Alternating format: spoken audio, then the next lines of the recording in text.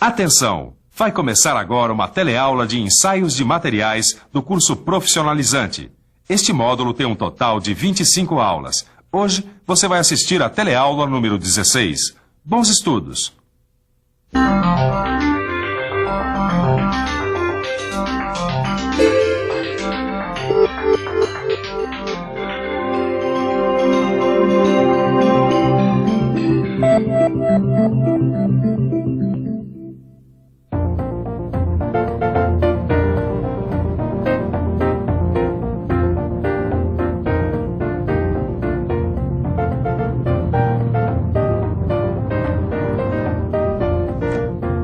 Os carros brasileiros têm que ter a suspensão reforçada por causa do péssimo estado de conservação das nossas ruas. Imagina se a gente tivesse que contar nos dedos quantos impactos as peças de um carro como este aqui têm que resistir para trafegar numa rua assim. Ensaio de impacto, é exatamente este o tema desta teleaula. Na teleaula de hoje você vai saber por que os materiais dúcteis às vezes têm um comportamento frágil. Vai ver como é feito o ensaio de impacto e vai conhecer as características dos corpos de prova utilizados no ensaio. Imagina só se esse microfone aqui, por exemplo, caísse do 10º andar de um prédio. Ele seria totalmente destruído. Sabe por quê? Por causa da velocidade da aplicação da força. Ou seja, por causa do impacto do microfone contra o chão. O ensaio de impacto é importante porque ele submete um corpo de ensaio a uma força brusca e repentina, nos dando informações precisas sobre o comportamento do material submetido a esforços dinâmicos. Preste atenção porque nossa teleaula está começando.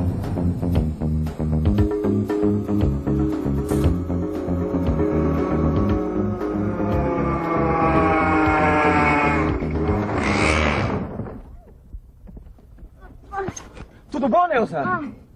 Tudo certo, Edgar. Eu não consegui fazer a curva. Poxa, ainda bem que os pneus amorteceram o impacto, hein? Você sabe que existe um ensaio específico pro impacto, né? Não, eu sei.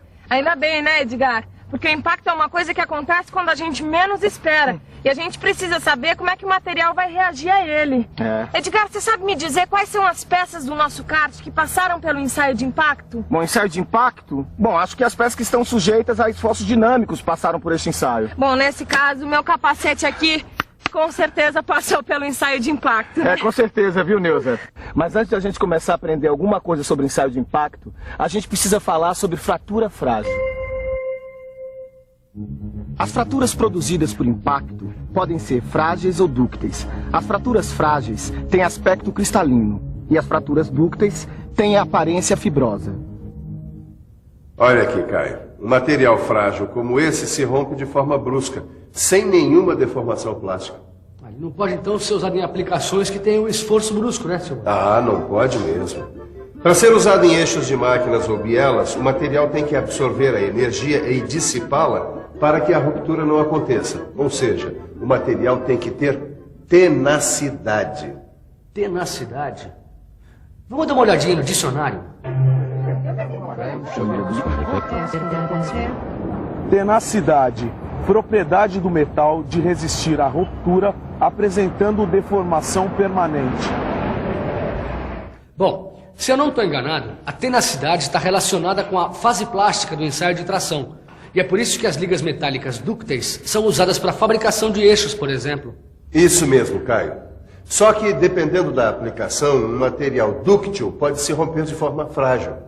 E foi durante a Segunda Grande Guerra que esta característica do material ficou mais evidente, porque as armas foram usadas em condições muito difíceis. Daí para frente, os cientistas começaram a pesquisar os fatores que influenciavam o comportamento frágil dos materiais dúcteis. Para um material dúctil se romper sem deformação plástica, quer dizer, de forma frágil, ele precisa de algumas condições especiais, né? Que condições serão essas? Vamos pensar um pouco? Vamos pensar um pouco. Deixa eu ver. Para um material dúctil ter um comportamento frágil, a velocidade de aplicação da carga tem que ser alta. O material tem que ter uma trinca ou um entalhe. Ou a temperatura de uso do material tem que ser muito baixa. Alguns metais são afetados pela sensibilidade à velocidade, outros pela sensibilidade ao entalhe. Isso quer dizer que a existência de uma trinca altera o comportamento do material.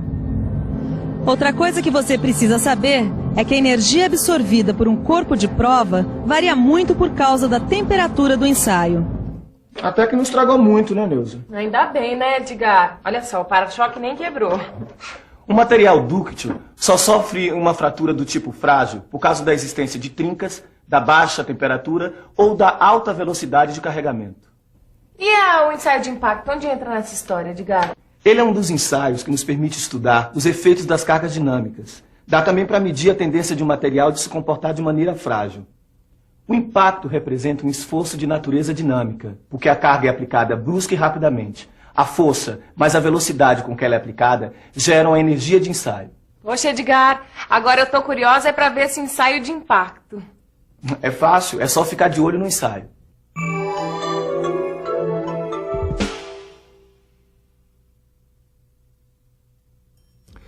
No ensaio de impacto, um esforço de choque de valor conhecido é aplicado sobre uma amostra do material para que seja medida a quantidade de energia.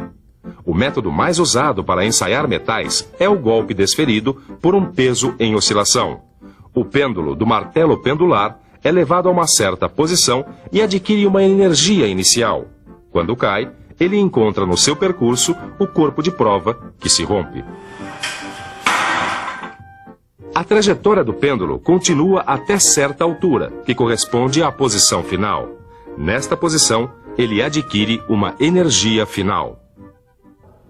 Bom, como você já percebeu, o ensaio de impacto requer alguns cuidados especiais. Por causa do movimento brusco do pêndulo, é muito importante não se deixar ninguém aproximar da máquina durante o ensaio. Prevenir acidentes é dever de todos. Caio, presta atenção. No ensaio de impacto, a gente tem que entender que a diferença entre as energias inicial e final corresponde à energia absorvida pelo material.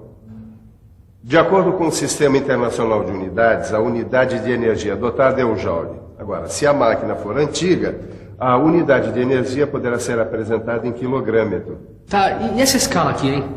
Ela indica a posição do pêndulo e é calibrada de modo a indicar a energia potencial. Lembra da fórmula? Energia potencial é igual a massa vezes aceleração da gravidade vezes altura. Bom, vamos ver se eu entendi. No ensaio de impacto já são conhecidas a massa do martelo, a aceleração da gravidade e eu conheço também a altura inicial. A única variável que eu não conheço é a altura final. Que a gente vai conhecer justamente através do ensaio de impacto. O mostrador da máquina registra a diferença entre a altura inicial e final depois do rompimento do corpo de prova. E aí, Edgar? Falta a gente ver alguma coisa sobre o ensaio de impacto? Claro, Neuza, falta a gente conhecer os corpos de prova. No ensaio de impacto, são utilizadas duas classes de corpos de prova com entalhe, Charpy e Isod, que seguem as normas de especificações internacionais, baseado na norma americana E23 ASTM. Peraí, Edgar. Mas como é que você sabe isso? Corpo de prova Charpy? A gente tem que ficar por dentro, né, Neuza?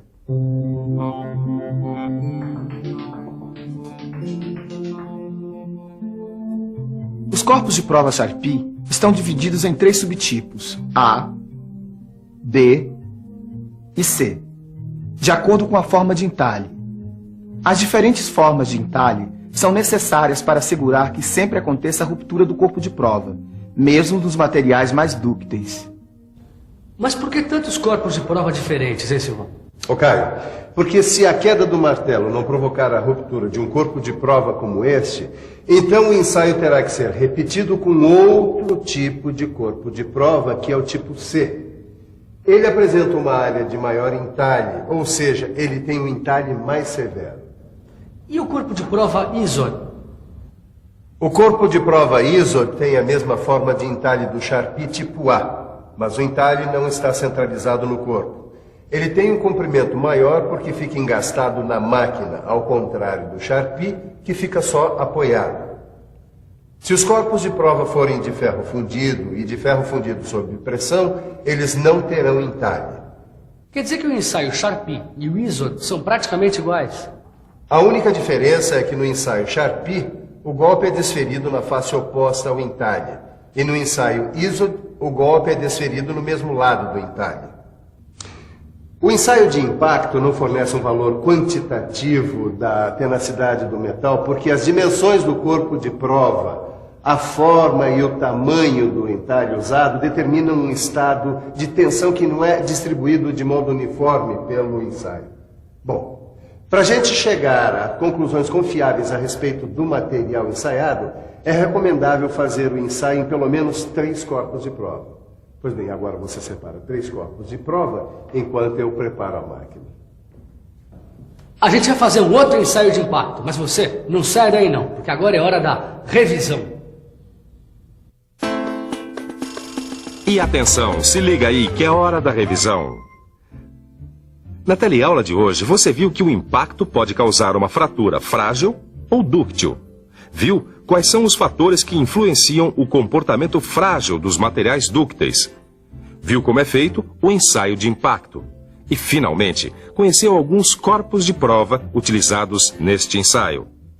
Bom, hoje a gente aprendeu bastante coisa sobre o ensaio de impacto, mas por enquanto é bom você saber que se a temperatura do local do ensaio variar, podem ocorrer sensíveis alterações no comportamento do material. Mas este é um assunto para a próxima teleaula. Por enquanto, faça frio ou faça calor, dê uma boa olhada no seu livro de estudos e faça os exercícios. Até a próxima teleaula e tchau!